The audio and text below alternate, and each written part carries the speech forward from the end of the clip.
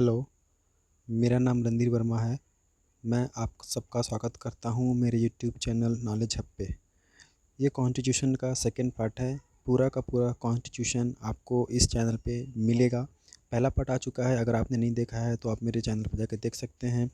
अब जो next part है वो है आपका कमिटीज़ फॉर वेरियस पर्पस। अभी पहले लेक्चर में आपने देखा था कि कॉन्स्टिट्यूशन बनकर तैयार हो गया था, ठीक है, 26 नवंबर 1949 को, और 26 दिसंबर 1950 को उसे लागू किया गया था। तो अब जब ये कभी संविधान जब ये बन रहा था तो कुछ जो प्रमुख व्यक्ति थे, या हम कह सकते हैं कि प्रमुख पॉलिटिशियन थे, जिनको बहुत ही महत्वपूर्ण समितियों के अध्यक्ष बनाया गया था, ठीक है, समितियों के अध्यक्ष बनाया गया था, जिनको कुछ टास्क दिए गए थे या कुछ कार्य दिए गए थे। जैसे कि संविधान कैसे बनेगा, ठीक है, संविधान में क्या ऐड करना है, राज्यों को कैसे मिलाना है, प्रांतों को कैसे मिलाना है, संविधान सभा का जो मुखिया है उसको, संविधान सभा के जो मेंबर हैं उनको कैसे संचालन करना है, उनको गाइडेंस देना। तो ये कुछ प्रमुख मेंबर थे, कुछ समितियां थी जो एग्ज़ाम में अक्सर एक वन डे एग्ज़ाम में पूछे जाते हैं, ठीक है। तो यहाँ से आपके क्वेश्चन बनने के पूरे पूरे चांसेस होते हैं। तो इन्हीं को आज हम देखने वाले हैं, और इनको मैं कैसे याद रखना है वो ही बताऊँगा, ठीक है। तो चलिए शुरू करते हैं। Committees for various purposes. पहला जो आपका यहाँ पे है नंबर 1 पे, वो है ड्राफ्टिंग कमेटी। और ये जो ड्राफ्टिंग कमेटी है, आप कहीं पे लिख लो या इसको कैसे भी करके बस याद कर लो। ड्राफ्टिंग कमेटी यानी कि प्रारूप समिति, इनके जो अध्यक्ष थे ये थे B.R. अम्बेडकर। और एग्ज़ाम में इतनी बार पूछा जा चुका है कि मतलब मैं बता नहीं सकता हूँ आपको, ठीक है। प्रीवियस ईयर लगा लो या कोई भी एग्ज़ाम में आप बैठे होंगे कभी अगर, तो आपने देखा होगा कि ये क्वेश्चन बार बार बार बार पूछा गया है। और B.R. अम्बेडकर को भारतीय संविधान का जनक कहा जाता है, ठीक है। इसीलिए ये जो क्वेश्चन है हमारे लिए इम्पोर्टेंट हो जाता है। क्यों? क्योंकि जो ड्राफ्टिंग कमेटी था ना, इसी का काम था संविधान बनाना। मेनली अगर मैं बोलूँ तो जो ड्राफ्टिंग कमेटी था, इसी का काम था संविधान को बनाना। मतलब बनाना इन द सेंस कि संविधान में संविधान को कैसे लिखा जाना है, क्या उसमें रखना है, क्या डिलीट करना है, ये सारा काम जो था वो ड्राफ्टिंग कमेटी का था। और ड्राफ्टिंग कमेटी अपने आप में एक कमेटी थी, क्योंकि उसके भी 7 मेंबर थे, ठीक है। अभी आगे हम देखेंगे इस अगले स्लाइड में देखेंगे। जो ड्राफ्टिंग कमेटी था उसके जो मेंबर थे वो उसके जो अध्यक्ष थे, यहाँ पे जितने भी मैं नाम लूँगा ना वो अध्यक्ष हैं, उसके मेंबर नहीं है, ठीक है। तो ड्राफ्टिंग कमेटी के जो अध्यक्ष थे वो थे B.R. अम्बेडकर। अब इसको याद कैसे रखेंगे? तो हमने बचपन से पढ़ते आए हैं कि father of Indian constitution B.R. Ambedkar. तो और ड्राफ्टिंग कमेटी प्रारूप समिति।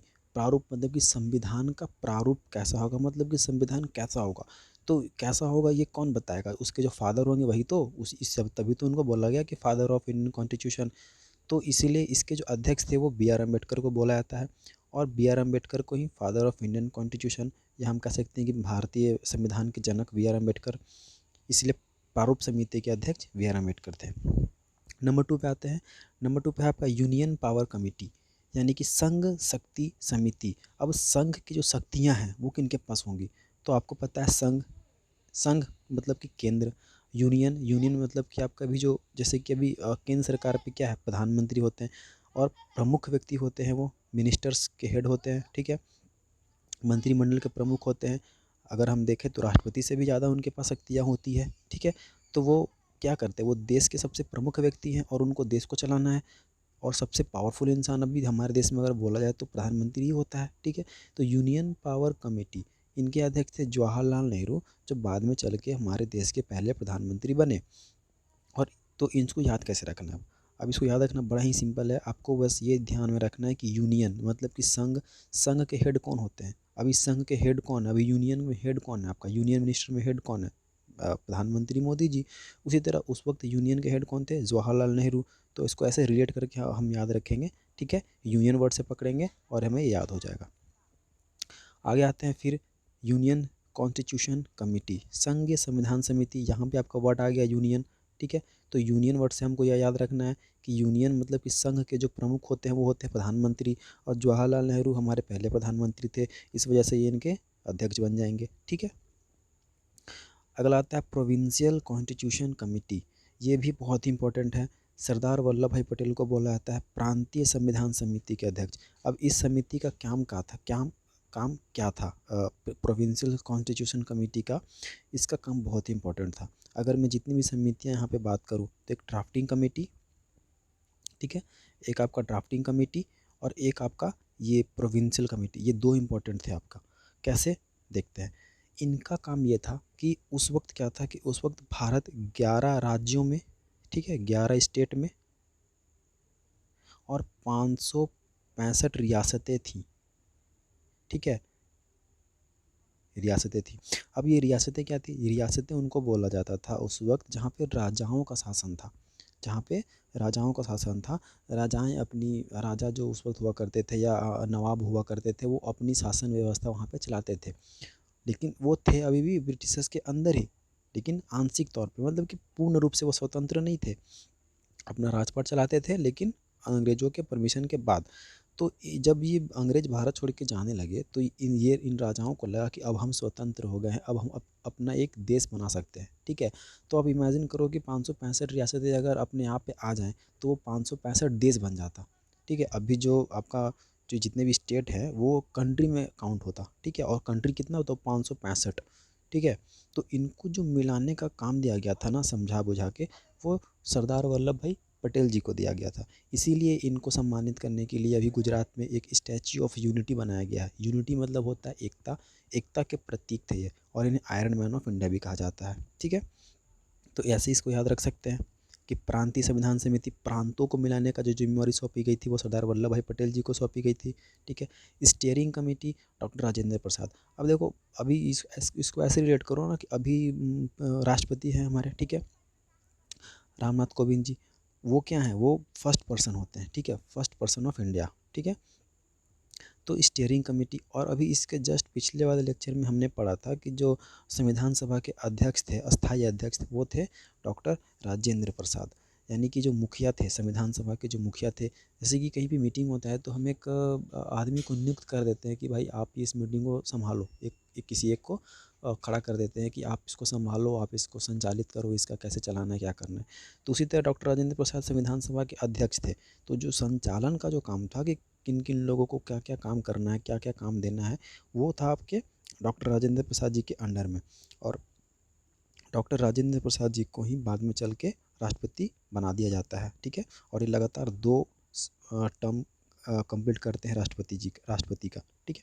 अब रूल्स ऑफ प्रोसीजर कमेटी, ये जो नंबर 6 आपको दिख रहा है यहाँ पे, ये भी, इसको ये भी याद रखना आसान है, क्योंकि जो मुखिया होगा, संविधान सभा का जो मुखिया था, ठीक है, कॉन्स्टिट्यूएंट असेंबली के जो मुखिया थे, उन्हीं का काम होगा ना प्रक्रिया नियम बनाना। जो मुखिया होगा वही तो नियम बनाएगा ना कि ऐसे आपको ऐसे काम करना है, आपको ऐसे काम करना है, ठीक है। तो जो प्रक्रिया नियम समिति के अध्यक्ष थे वो भी थे डॉक्टर राजेंद्र प्रसाद, यानी कि रूल्स ऑफ प्रोसीजर कमेटी के अध्यक्ष थे डॉक्टर राजेंद्र प्रसाद।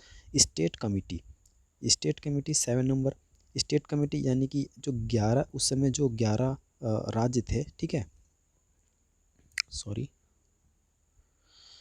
उस वक्त जो 11 राज्य हुआ करते थे, ठीक है, 11 राज्य हुआ करते थे और 565 रियासतें हुआ करती थी।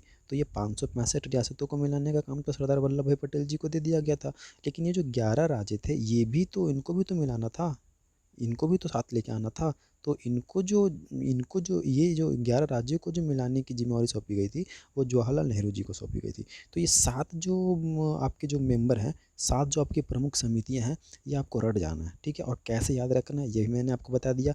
इस पर बहुत सारे ट्रिक आपको मिलेंगे यूट्यूब पे, कोई ट्रिक काम नहीं करेगा एग्जाम में, आप विश्वास कीजिए, सारे ट्रिक्स आपके फेल कर जाएंगे। लेकिन आप चीज़ों को रिलेट करके याद रखेंगे तो बहुत लंबे समय तक याद रहेगा। अच्छा, अब यहाँ पे आप नंबर 1 पे आ जाइए। नंबर 1 पे आपने हम यहाँ पे हमने देखा है ड्राफ्टिंग कमेटी। मैंने स्टार्टिंग में ही बताया कि ड्राफ्टिंग कमेटी के भी 7 मेंबर थे, ठीक है। अब ये 7 मेंबर कौन कौन थे, 7 मेंबर आपके यहाँ पे लिखा हुआ है। और उससे पहले आप इस लाइन को आप यहाँ से पढ़ लो एक बार, ये जो लिखा हुआ है यहाँ पे, इसको पढ़ लो एक बार। क्या लिखा हुआ है मैं पढ़ देता हूँ। Drafting committee is more powerful than other committee. Drafting committee जो था, वो जितनी भी कमेटियाँ बनी थी उनमें से सबसे पावरफुल था। Because it has a responsibility to make constitution, क्योंकि इसकी जिम्मेवारी इसको सौंपी गई थी कि कॉन्स्टिट्यूशन का निर्माण करे, ठीक है। Which was made on 29 August 1947 and has a 7 member, जो कि 29 अगस्त 1947 को गठन किया गया था और इसके 7 मेंबर थे। यानी कि ड्राफ्टिंग कमेटी के भी 7 मेंबर थे। ड्राफ्टिंग कमेटी के अध्यक्ष थे कौन, बी आर अम्बेडकर। अब इनको ही सौंपा गया था कि संविधान को कैसे बनाना है, कैसे लिखना है, कौन किस किस देशों से हमें क्या क्या लेना है, क्या क्या नहीं लेना है, ठीक है। अब इनके जो मेंबर थे, इनको आपको रटना नहीं है, ठीक है, रटना नहीं है, बार बार कह रहा हूँ, रटना नहीं है आपको। आपको करना क्या है कि आपको बस इन सातों मेंबर के नाम एक एक बार पढ़ लेना है। मैं ऐसा इसलिए कह रहा हूँ क्योंकि देखिए यूपीएससी वगैरह में यहाँ से क्वेश्चन बनने के चांसेस होते हैं, ठीक है, यूपीएससी या स्टेट पीएससी के जो एग्ज़ाम होते हैं वहाँ से क्वेश्चन बनते हैं। लेकिन जैसे कि आपका बैंक, एसएससी, रेलवे, ठीक है, ये जो वनडे कॉम्पिटिटिव एग्ज़ाम होते हैं, इसमें यहाँ से क्वेश्चन बनने के चांसेस उतने नहीं होते हैं और ज़्यादा डीप नहीं पूछता है। वो यहाँ से बस क्या पूछता है कि इसके जो मेंबर है, जैसे कि एक बार एसएससी में क्या पूछा था, इनमें से चार में तीन मेंबर का नाम दिया था और एक नहीं था, उसमें से किसी और का नाम दे दिया था और पूछा था कि इसमें से कौन से वे मेंबर हैं जो ड्राफ्टिंग कमेटी के सदस्य नहीं थे। तो आपको बस एक बार नाम याद कर लेना है, इसको नाम पढ़ लेना है। कौन से? तो पहले तो डॉक्टर बी आर अम्बेडकर खुद प्रारूप समिति के अध्यक्ष भी थे, प्रेसिडेंट थे, ठीक है। दूसरा एन गोपालास्वामी अयंगर, ठीक है, सॉरी, एन गोपालास्वामी अयंगर। फिर तीसरा अल्लादी कृष्णा स्वामी अय्यर, ठीक है। चौथा डॉक्टर के एम मुंशी। पांचवा सैयद मोहम्मद सादुल्ला। छठा एन माधव राव। और सातवां टीटी कृष्णामचारी। तो ये तीन चार बार आप पढ़ेंगे तो दिमाग में रहेगा और एग्जाम में क्लिक कर जाएगा कि हाँ ये इसके मेंबर थे, ये इसके मेंबर नहीं थे। या आप ऐसे भी कर सकते हो कि जो लास्ट का जो टाइटल है, लास्ट का जो टाइटल है उनको आप बस पकड़ लो। अयंगर, दो अयंगर थे, ठीक है, मुंशी, सादुल्ला, राव, कृष्णामचारी। ज़्यादा कॉम्प्लिकेटेड वो नहीं करेगा एक टाइटल देके, ठीक है। तो ऐसे करके आप इसको याद रख सकते हैं। अगर आपको ये वीडियो अच्छा लगा हो तो लाइक और सब्सक्राइब कीजिएगा और किसी भी तरीके का डाउट हो तो आप मुझे कमेंट कीजिएगा। Thank you.